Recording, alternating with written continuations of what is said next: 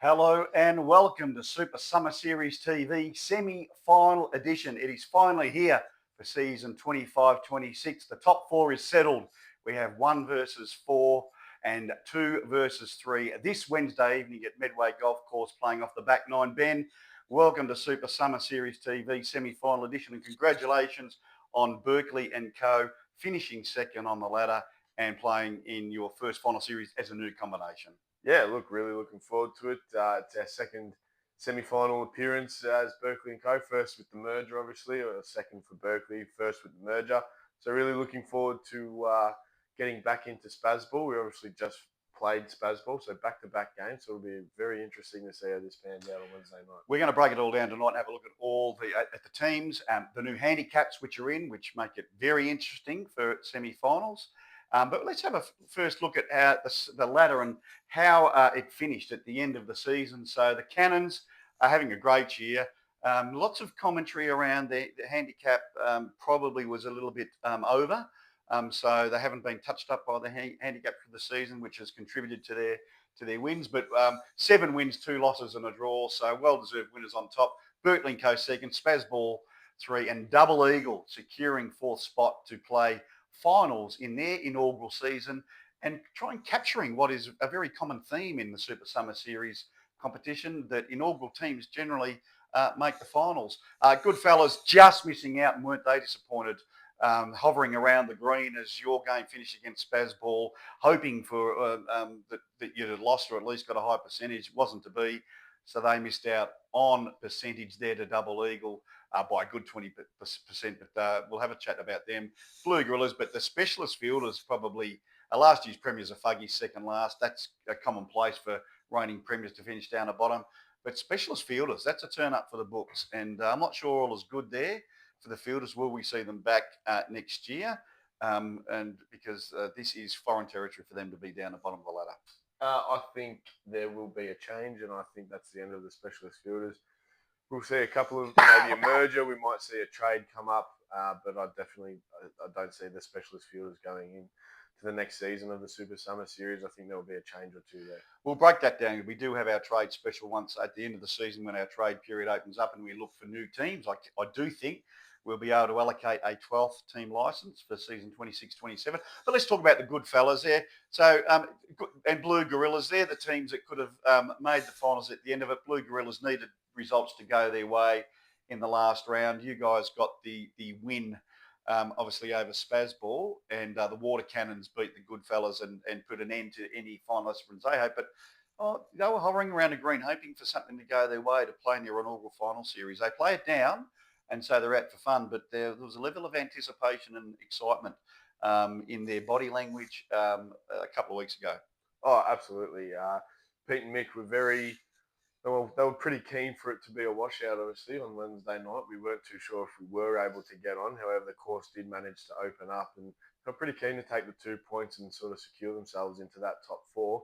However, we managed to get a game. They lost by a point, and I was only lining up my putt before Pete could ask what the situation was going into that final putt. However, we already had sewed it up by that point pretty much. We needed to lose a 3-shot lead that we already had secured.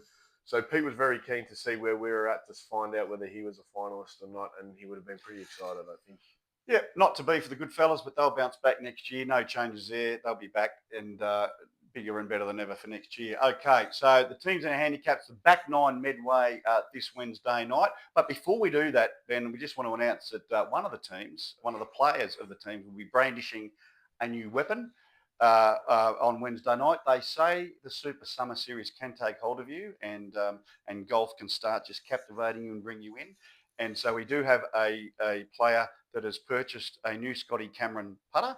I won't speculate as to the level of investment. I know they don't come cheap, but that player is Matt Mopathorley. So he'll be brandishing a new Scotty Cameron putter on Wednesday night in his semi-final clash against Double Eagle. Yeah, well, very interesting. Welcome to the Scotty Cameron Club, Mopper. But it doesn't surprise me. They generally do say, people meet their match and they find their equals in life. And I think he certainly found his equal in terms of expenditure in golf apparel when it comes to Wayne Wynnum, his partner, who yeah, as we face it, I think he's got a lot to. He's got a lot. You're saying there's been an influence there from his There's been partner. an influence. I think Wayne's been talking up his Scotty Cameron. He's gone through 2 or 3 putters before he's gotten to the Scotty Cameron, and he seems to be putting really well with He it. So he does turn his golf equipment over quite regularly, Wayne Wonderman. well, You've actually done some research I on that. have. It's funny. It's funny you mentioned that. So Let's have a look at it. we've gone through and Drummond Golf expenditure over the last few years with Wayne Whittam. In 2022, he did purchase and got sized up with some Callaway Maverick irons, which led to a Maverick driver. He got the matching driver, irons, and golf bag. That has since been turfed along with the Tri-Light golf buggy and the 3 hybrid. That has since been turfed in 2023. He got the MGI motorised golf buggy with a TaylorMade sim driver. The Spider putter came out. He did go through a TaylorMade. So a year after getting the Maverick driver, he's upgraded to the Sim. He's upgraded to the Sim 2 driver. He's also upgraded his 3-wood from the Maverick that he had as well. In 2024, the Mavericks were no longer good enough for Wayne. He's decided to go for the AI Smoke, obviously new flashy irons. The AI Smoke irons with the iron covers. He took a turn. He got the iron covers. Not very popular amongst common golfers. The Callaway golf bag, he got again a new one. Ditched the Maverick, got a new one, and a Scotty Cameron putter. Out came the Scotty Cameron putter, so he got that as well and added that to his bag. Only 1 year after the TaylorMade Spider wasn't good enough apparently, and wasn't suffice enough for Wayne Whittam around the greens. In 2026, the golf bag again, another one gone. 3 in 4 years. The 7-wood came out and a couple of rangefinders too there. So it's interesting, and that's only what we know. But he's averaging a new bag every year, a new set of irons every 2 years. He's kind of turning over his golf equipment more regularly than a golf pro the way it's going at the moment. And look, what I'd like to see, I mean, each to their own. I don't even want to speculate, be unkind to speculate on the level of investment that he has had there and spent over that. I'd love to see some investment on some lessons, because I think lessons can actually equally improve your golf game. But it kind of makes sense to me now as to why I see this displayed at Drummond Golf in Nidri. And this is the very few people that have a platinum Drummond Golf VIP Golfer Elite membership card. So there's a lot going on there if you have a look at that. I mean, not only have you got your kind of monogram pictorial card there, but elite 5-star elite golf member of Drummond. It's a purchase card with a gold signature there, and VIP golfer, and at the platinum level. Now, there's not too many people that have been issued. I did a little bit of research here and had spoke to the franchisees there at Drummond Golf in Nidri, and yeah, he's in rare territory. It's rarefied air there as one of those VIP platinum card hold members at Drummond. But well done, Wayne. But that is their promotion material. I did do my own research on this, and there is a ballpark figure. They reckon it's in excess of 10 grand over that you have to over 2 years. Over 2 years for the platinum card to be launched. It's very much like that black Amex card. Everyone flashes around with the frequent flyer points and the metal card. I think Wayne Whittam is pretty keen to flash that around at Drummond Golf. All right, well done, and fair enough. That's your level of investment. You deserve that kind of reward back from Drummond Golf. That's level of investment. They both want to win a premiership to make it work. Righto. Let's have a look at the teams in the first semi-final. It is first versus fourth. The Water Cannons versus Double Eagle in their debut season, their debut final series. So in round 11, the Cannons handicap was at 1.75, shooting a 34. So shooting under par, coming down to a 32.25. Round 11, Double Eagle down from 9 at the start of the season to 1, shooting a 40, down to 39. Now, this result from the Cannons hasn't gone unnoticed by the handicapper. They're coming in at 0.5. Some are saying probably where they should have been for a good portion of this season. But finally, the handicapper has seen fit to give them a fairly sizable clip coming into the finals, and they are playing Double Eagle with 1.25. So a slight handicap advantage to Double Eagle. How do you see this one playing out? If I'm being honest, I do think the Water Cannons, not only with the golf equipment they carry, but also with their talent, I do see them getting the win here. I think one shot is easily make-upable for the Water Cannons. I think Double Eagle will certainly have their measure, and I think it will go down to the last hole. But I do think the Water Cannons, they've got 9 holes to get the win, and get that one shot. And I think that'll happen. Well, they certainly gelled last week. We did put Wayne Whittam under a fair bit of heat about his ability to step up in pressure moments and finals, and he combined with his new partner, Mopper Fawley, while Pete Delbridge is injured, and they shot under par. So they've stepped up. So they're coming in with some form. We've got Jules Guerra and Andrew Danger Graham, who last year felt a bit aggrieved at not being given the go ahead to fill in for me for the St Albans Old Boys in the finals. Felt that he was by far the superior golfer. So let's expect him to be strutting around the 10th and see how he goes. Can he walk the walk? Because he's been talking the talk. Can he walk the walk? Well, he'd want to back it up. He'd have to back it up. And I don't see it happening, but he'd have to back it up. And he really needs to play out of his skin to get this win, in my opinion. I do think it will go down to the wire, and I think Danger peters around the edges a bit and can nip at the heels for much of the game. But I do think the Warrior can get a win. But he would need to play out of his skin, and I don't see that happening. I don't think he's up to it.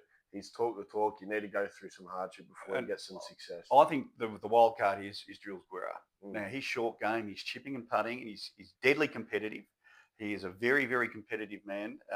Just coming off a premiership from the Keilor Bowls Club. So finals experience under pressure there, a different sport, but finals nerves, the ability to stand up in finals is there. I think if the Double Eagle are going to win, I think he could be the surprise package. Yeah, absolutely. I mean, there's plenty of opportunity to gain shots on the short game, particularly at Medway. A lot of bunkers, a lot of bump and runs, and a lot of opportunity to be able to use the short wedges and the clubs. We've seen Pete Venables putt from 80 metres out and PJ putt from 150 metres out at Medway. There's plenty of opportunity and plenty of run on for the short game specialists to come into play. But you're tipping the Cannons? I think the Cannons will win and they'll go into their second grand final. Okay. All right. The next one is Spazball versus Berkeley. A replay. These two sides met in round 11. That was the state of play for round 11. At Spazball at plus 1.25. Berkeley & Co at 4.5. They shot a 36, had to add the 1.25 on. Berkeley & Co shot a 39, down to 34. So in the end, a comfortable three or so shot victory. The handicaps are in, and Spazball will come down slightly, but still in the plus territory. So 1 plus, and Berkeley & Co also coming down ever so slightly down into 4. So a 5-shot advantage to Berkeley & Co in a semi-final, Ben. I don't think it could get any better for Berkeley & Co to be placed to have the best opportunity to secure a grand final. Well, if we play the way we did last game, we get the chocolates. And it's credit to Spazball. They kept with us, kept the pressure on at every hole. It was a pretty good game of golf, in my opinion. There was 3 putts from outside 15 metres that he's banged in from wherever it might be. So they're definitely capable. I think Driscoll will bring his A game. Now, how did Dave Driscoll play in the last round? Because this is, again, the key for Spazball. We know what Bagger can offer. Dave Driscoll in his debut season, obviously stepping up for Chris Coughlin, who was discarded. I can report he did purchase a brand new Ping G430 driver at $800. So another level of investment coming into the finals, and he didn't quite have that going on in the last game of the season. However, if he does, it will be a tight match, and I think it will be going down to the wire again. There was still a chance going in with the last 2 to 3 holes to play, even with Driscoll not quite getting off the tee as well. However, I do think, if he gets that going, it's going to be a tight contest. I think we're as well placed as ever. We played some good golf in Wednesday and good team golf and played smart golf. We know the back nine really well. So I think if we play the way we have been in the last 2 games, I think we can hold on and get the win. It's a tough one for me. It's 50-50. I think Spazball, Peter Horn can. We know he's been playing some sensational golf of late. He's clearly one of the better players in the competition. He is finals pressure. He's been there before. Sunk that putt in the semi-final, or was it the grand final a couple of years ago to win the Claret Jug. So it's very close for me. I think Spazball will bring their own game, and I think they might just clip you, but it's going to go down. If you guys can hold them for the first 4 or 5 holes and put them under scoreboard pressure, you might be able to hold off. But if they get on top early, they might be able to get a run on. I do want to say that if there was a Super Summer Series MVP, Peter Horn would have it. His golf has been, from what I've seen and from what I witnessed in the last game, it was pretty special to witness some of the shots he was getting. He was playing and keeping the spaz ball above water. Right, that is it. Medway Golf Club this Wednesday night. Please get to the course as early as you can, 4:30 ideally, because tee-off time is 4:45 p.m. We're off the back nine. Now, if it is tied after 9 holes, will be in BJ's hands, but there will be a playoff hole, obviously. We may go back to the par 3 10th to play a playoff hole. And if it is tied up after one playoff hole, it will be in the hands of BJ to determine how the playoff will go from there. But that is in the unlikely event that we have a tie after 9 holes. We wish all teams the very best on Wednesday night for the 25-26 semi-finals. Good luck to you, Ben and Luke, for Berkeley & Co. And we're really looking forward. We will try to live stream some of the action on Wednesday night, all going well. If you want to get down there and join the gallery, please get down there and watch some of the teams in action. It's always pressure moments in Super Summer Series finals, and we wish all the teams the very best.